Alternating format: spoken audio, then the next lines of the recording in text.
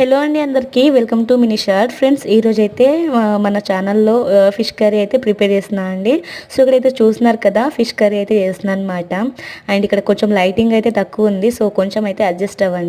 And fish curry చేసిన తర్వాత అయితే మనమైతే ఎక్కువగా కలపకూడదు, లేకపోతే మనకు విరిగిపోతాయి అనమాట. సో టేస్ట్ అయితే బాగుండదు. అలా కొంచెం చిక్కపడగానే ఫిష్ ముక్కలు వేసేసి చాలా బాగుంటుంది.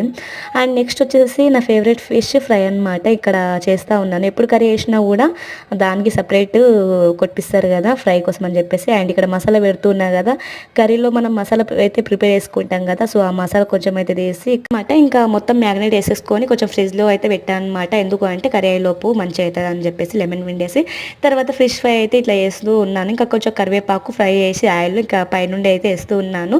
కొంచెం అయితే మాడిందండి. సో ఇంకా ఫైనల్గా మనకు ఫిష్ ఫ్రై కూడా రెడీ అయిపోవచ్చింది. ఇంకా కర్రీ కూడా మంచిగా రెడీ అయిపోయింది. సో మీకు రెండిట్లో ఏదంటే ఇష్టం నాకైతే కామెంట్ చేయండి. వీడియో అస్సలు లైక్ చేయండి. బాయ్.